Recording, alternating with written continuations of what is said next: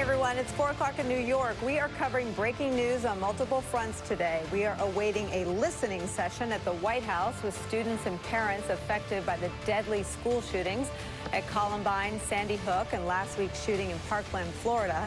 As we await that event, we've been glued to our television sets all day long, listening to the passionate voices of student activists from Tallahassee to Washington, D.C., who are demanding action on gun laws. But first, as the president considers changes to his pro-NRA gun positions, it's important to remember that those deliberations are taking place inside a White House in full crisis mode over the president's anemic response to Russian meddling, now confirmed by the Mueller indictments and every member of the president's national security team, but unanswered by any policy change or change in the public messages that the president expresses about his favorite strong leader, Vladimir Putin. With the president's twin irritants, the Russia investigation and his predecessor, on his mind this morning, he lashed out at his attorney general on Twitter, writing, quote, "Question, if all of the Russian meddling took place during the Obama administration, right up to January 20th, why aren't they the subject of the investigation? Why didn't Obama do something about the meddling? Why aren't Dem crimes under investigation? Ask Jeff Sessions, no S." Our pals Phil Rucker and Ashley Parker of the Washington Post write up the president's latest comments in a piece titled, quote, "Trump's tougher on Russia claim fits a pattern of striving to one-up Obama." And Jennifer Rubin of the Washington Post puts it this way, quote, "Trump is personally weaker than Obama in dealing with Putin. In spite of him, his national security staff has continued and in fact strengthened Obama-era policies in certain discrete areas. With him there, however, Russia has a sympathetic ear and a rhetorical helper who will attack the FBI, the free press, and Democrats rather than Putin." The president's Twitter broadside comes as tensions between White House Chief of Staff John Kelly and the president's son-in-law are at a high point. The New York Times writing today, quote, "Mr. Kelly, his job at risk and his reputation as an enforcer of order and discipline tarnished by the scandal, is working to revamp the security clearance process, starting with an effort to strip officials who have interim clearances of their high-level access. Kushner, concerned that Mr. Kelly has targeted him personally with the directive, has told colleagues at the White House that he's reluctant to give up his high-level access. Let's get into all of this as we await that White House event with our reporters and guests. With us from the New York Times, Matt Apuzzo, former U.S. attorney, now a law professor at the University of Alabama, Joyce Vance, and with us at the table, Chris Whipple, author of The Gatekeepers, How the White House Chiefs of Staff Define Every Presidency, New York Times political reporter Nick Confessore, Jason Johnson, politics editor for The Root, and Elise Jordan, a former aide in the George W. Bush White House, a former advisor to Rand Paul, and the person at the table most happy she missed yesterday's conversation about SF-86 forms. Let me start with you, Matt Apuzzo, because you contributed to the reporting about tensions with Jared Kushner, President's son-in-law, and White House Chief of Staff John Kelly being at an all-time high. This seems like a standoff where they both cannot win. This is zero-sum. Either John Kelly rules the day and his edict, his new policies for background clearances apply to the president's son-in-law, Jared Kushner, and he loses his interim status, or Jared Kushner wins, and I don't know how John Kelly stays in that job with any authority. Well, look, you're absolutely right about the tension here. The White House put out a statement yesterday night and said Kelly has the utmost confidence in Jared Kushner and that none of these changes should have any effect on his actual ability to do his job. They're being very cagey as to what the status of his clearances are, where, what level he's at, because you can get some, you can get interim clearances at different levels. I mean, look, this is a guy who is the point person on Mideast peace. Certainly, that is something that that involves national security and foreign policy information. So you're right. I mean, something's going to have to give here. I'm not sure why we haven't seen the White House be more insistent. Let's make Kushner's a high-level advisor to the president. Let's make this a priority. Let's get his background check done. It's obviously extensive. He has a lot of financial dealings and a lot of overseas travel. There's a lot to go through. But at some point, it's got to be, is he cleared or is he not cleared? Let's get through this interim process. Do you have any reporting that suggests that the FBI is not done with their part of the process? And do you have any reporting that suggests there's some middle road? I mean, he's one of the very small group of people looking at the PDB, the single most sensitive piece of intel in the White House. Is there any talk that you're picking up that there's some middle road where John Kelly saves face and Jared Kushner can keep the two jobs you just described? Well, as far as the, sort of the political machinations going on at the White House, God, I wouldn't even begin to try to predict how those personalities shake out. But in terms of where the FBI comes down on this, I mean, look, if the FBI had concerns, we've seen this in the Porter case, they can certainly raise concerns and say, look, we're not finished with our investigation. But you need to be aware there are some red flags here. We don't have any indication that that's happened with Jared Kushner. If there are concerns at the national security side that this is somebody who shouldn't be looking at national security information, they can and are probably obligated to say, hey, we have real concerns about this. So it's not clear. I mean, we're just not sure why this is taking so long. And the White House and people close to Kushner have tried to portray this as this is just the process of going through this super long background check process for somebody who's done a ton of overseas travel, has had a lot of foreign contacts, and has really complicated financial instruments. There's nothing normal about this process, Joyce Vance, and I want to ask you if there's any connection or any overlap between what we know to be true, that Jared Kushner is potentially a witness who is of interest in the Mueller probe. He's also been up in front of at least one of the intel committees. I believe it was on the House side. What he knows and what he did and when he knew it and when he did it is of interest to those investigating Russian collusion. There can't be any doubt that the subject of the investigation the FBI is doing also poses difficulties for FBI agents trying to give Kushner a background clearance. And Nicolle, you know like I do that when the FBI has a priority on a background clearance, you as somebody that they need to talk to do the clearance, you get the phone call on a Saturday morning or a Sunday night.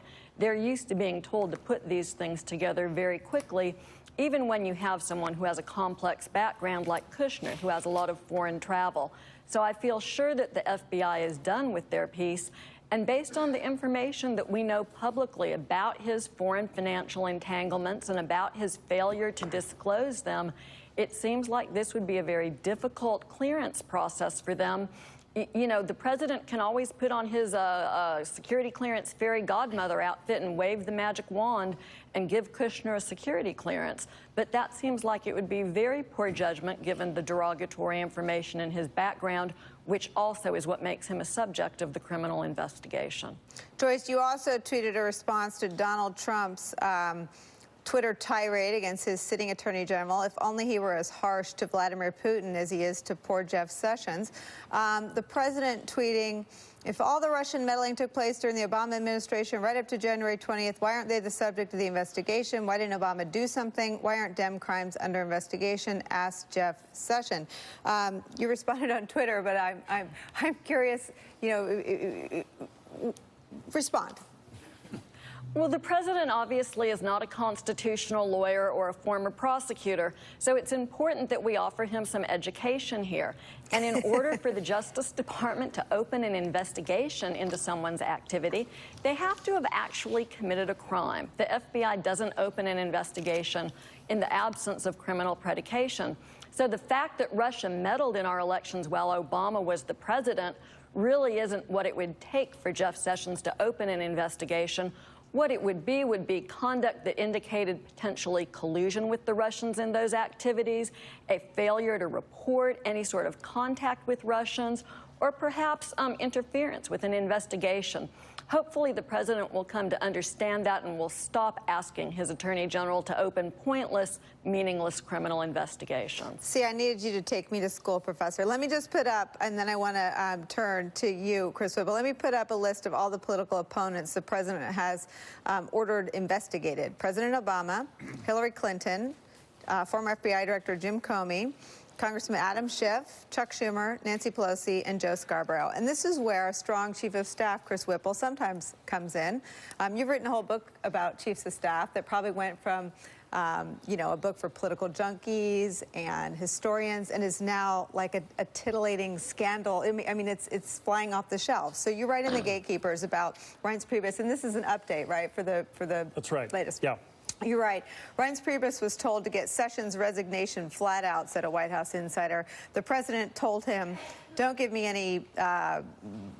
I don't even know how to bleep out the Trump world anymore. Any BS. Don't try to slow me down like you always do. Get the resignation of Jeff Sessions. Once more, Priebus stalled Trump, recalled a White House insider. He told the president, if I get this resignation, you're in for a spiral of calamity that makes Comey look like a picnic. Rosenstein's going to resign. Rachel Brand, the number 3, will say, forget it, I'm not going to be involved with this. And it is going to be a total mess. The president agreed to hold off. Now, this anecdote is stunning. I read it and I thought it was hauntingly similar to the anecdote about Don McGahn making many of the same arguments when Donald Trump wanted to fire Bob Mueller. What's going on in there? Well, look, we've all known it's the most dysfunctional White House in modern history, but it turns out we didn't know the half of it. It was a wild ride under Priebus, continues to be wild under Kelly. But, you know, one of the wildest stories that took place was the night of May 17th, 8 days after Comey was fired. Don McGahn goes bursting into Reince Priebus's office and says, you're not going to believe this. Not only do we have a special counsel, but Jeff Sessions has just resigned. This hadn't been reported before. Priebus goes crazy and goes running down the back steps of the White House into the parking lot, finds the Attorney General sitting in his car with the motor running, jumps in, drags him out of the car, takes him back up to his office. Bannon comes in, Stephen Bannon and Mike Pence, and they work Sessions over and they talk him into staying. Trump, of course, would have been happy to have been rid of him at that moment. So Reince Priebus said to me, you know, Chris, that was just another day at the office. This stuff happened all the time. So, you know, the dysfunction that we've seen is just a continuation. And clearly Kelly has got a plate of problems himself. Matt Apuzzo, I want to bring you back in because I think you share a byline with your colleague Michael Schmidt, who wrote about a version of this. I've never heard all of this color, and I've never heard it from Reince's perspective, but that Jeff Sessions was near tears, that I mean, Donald Trump doesn't call you and have a one-on-one. He turns on you on Twitter. So you've done some of this reporting. This story is another stunning piece of that highly dysfunctional relationship between the president and his most senior advisors, his cabinet. And it really does go to where are the boundaries between the White House and the Justice Department. If you talk to people who are career people at the Justice Department and the FBI, I mean, for the most part, they just want to be left alone and to do their job. And you and I have had this conversation before, Nicolle. The president actually makes it harder for Jeff Sessions to do the things that the president wants him to do, because then it ends up looking like he's only doing it because he's being told to do it. So we're seeing that with the Clinton Foundation, right? The President of the United States tweets out that the Clinton Foundation should be under investigation, or that Huma Abedin should be tossed in jail. And then we find out that the Clinton Foundation is getting renewed scrutiny, and maybe for totally legitimate reasons. But it's always going to have that stink of, well, he's just doing it because the president told him to do it. And that is why presidents normally, that's one of the many reasons why presidents normally respect those boundaries between the Justice Department and the career people of the Justice Department and political decisions at the White House. Jason, I'm going to give this to you because you've been here with me with Chris Christie. I thought it was striking that you've got Newt Gingrich, Chris Christie, you've got all the president's friends speaking to him the only way they know he'll see it on TV, right, saying, stay out of law enforcement. Yeah. Well, and here's the thing. It not only affects morale, but it taints everything that they want to do, right? When the president says it's a Muslim ban, it makes it difficult for the Department of Justice to argue in front of the Supreme Court that, no, this is about security. When the president says, I want you to go after Hillary Clinton, I want you to go after this person or that, it taints what is supposed to be a neutral legal process. But the larger issue here is this. The president doesn't understand the law. He doesn't understand that 99% of what he wants to accomplish can be done quietly behind the scenes by chasing statutes, and he doesn't have to make a massive announcement on Twitter. That's what makes everybody's job difficult. And the inability to criticize Russia, this seems to be the straw that is visibly straining the backs of his own White House staff. H.R. McMaster in Munich. Sarah Sanders has looked more beleaguered than usual behind that podium since the indictments on Thursday. You picking up any sense that this this is an unsustainable posture for this White House? Well, it is to have all the intelligence chiefs in Congress, right, talking about how Russia, invaded our country virtually and tried to influence our elections. And the president keeps saying, why aren't you investigating Obama, blah, blah, blah. And, of course, you recall that when, kind of last year, the president accused President Obama of wiretapping him. So when the president, had done something, perhaps, to look into this meddling, he would probably have had Trump out there criticizing him for it. I'm not sure how much longer we can sustain this, partly because there actually needs to be some kind of a credible response to what is coming down the pike in 2018. So forget 2016. They're coming for us again. There are Russian bots and information activities active after the Florida shooting. Right. This is what they do, and they're going to keep doing it unless somebody punches them in the nose. And Elise, I wondered this as we get ready to cover this event today at the White House. One thing he can do for all of these kids turned activists is to say, I'm going to ask my allies in the media and online to stop smearing you, to stop accusing you of being actors. Stop calling this a hoax. I mean, these are people that also, what they have in common, the people smearing the students from Parkland, Florida, with his base, is that they're his supporters. They're some of the same voices that echoed his messages. And it's highly unlikely that Donald Trump would ever do that, because I quite frankly think it showed perhaps historic restraint that he hasn't lashed out at the children himself yet for their direct targeting of him. He has on so many other occasions attacked anyone who attacks him, literally a pregnant widow. T. Johnson. Exactly. So it is, I feel like, a daily struggle for White House staff to impress upon this president how he just cannot just use the power of his office to hammer into these young children who have just experienced great trauma. You look going to jump, and then I just want to add, we're at the point where we're saying it shows restraint that the president doesn't attack high school kids after a shooting. Think about that. That's where we are as a country, and that's what makes all of these other jobs, whether it's the staff or the Department of Justice or anyone else, that's what makes everybody's job difficult. I really think this is a defining moment, not only for the Trump presidency, but for John Kelly as well. For a year, he's been completely unable to govern, and Kelly's been unable to tell him hard truths. And I think Kelly needs to go in and say, Mr. President, this movement is a really serious thing. If you don't get out in front of it, it will sweep you away. I think he needs to make a grand bargain. I think he needs to, he doesn't have, he's not a prisoner of ideology. His base isn't going to go anywhere. Right. He has an opportunity to do a grand bargain on gun control, and that maybe only he could do, or at least you could make that argument if you're John Kelly, and you should be making that argument. But I don't have any confidence that he is, because I think Kelly is politically out of his depth. I want to add Steve Schmidt into the conversation. And Steve, I want you to speak to, I watch these students all day long, and this doesn't look like the gun debate in America. This doesn't look like post-Columbine. This tragically doesn't look like post-Newtown. This looks like the Me Too movement. This looks like the Women's March. This looks like something bigger. And these activists, these are television and Twitter savvy warriors, these student activists fighting for common sense gun reforms. I think Donald Trump and the NRA have met their match. Am I watching too much TV? No, I think it's a significant movement, Nicolle, and I think so for this reason. A lot of these members of Congress have fired an AR-15, and they've heard the loud sound of that weapon while firing it, but most of them haven't been on the receiving end of that sound, hearing live rounds being fired at them like these kids have. And so I think we have a generation of kids in this country who, frankly, feel hunted. That this was the 18th school shooting of the year, February 15th. It can happen any place, anywhere, anytime. It will happen again. We've seen this for many, many years. And I think that you have a combination of the kids, but also of the parents who feel like every time they drop a kid off at school, they're playing this sick game of Russian roulette.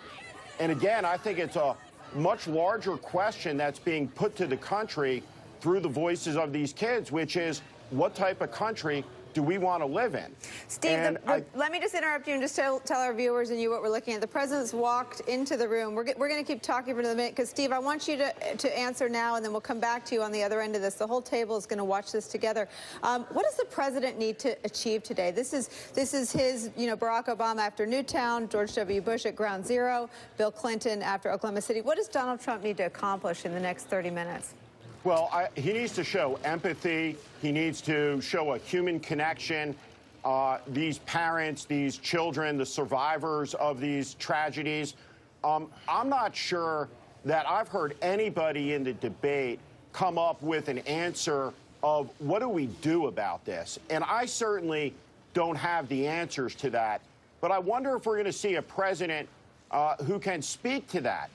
Talk about the fact that we have 300 million guns in the country. There are tens of millions of these weapons on the streets. We used to have millions of guns in the country, but we didn't have these school shootings 30 years ago. What is happening? Why is it happening? We have this contagion of violence breaking out, and I think there are many factors that contribute to it. Of course, guns is one of it. And are we going to see the president in a few moments acknowledge that, of course, what everybody understands in the country is that, of course, guns are part of this discussion, need to be part of this discussion, as does mental health, as does the access point between mentally ill people, troubled people, getting their hands on assault rifles, on high-powered weaponry. All right, Steve, watch this. We're going to dip in and listen, and we will all be here on the other side. Our Father who art in heaven, hallowed be your name. Your kingdom come, your will be done on earth as it is in heaven. We thank you for the day that you have given us. And Father, we just know that the things that have happened here in America, that there's something that you have planned, and it's going to be a great one. Because we're going to get America back on track where it needs to be with our children, with our adults, everybody that's involved. And Father, I ask you right now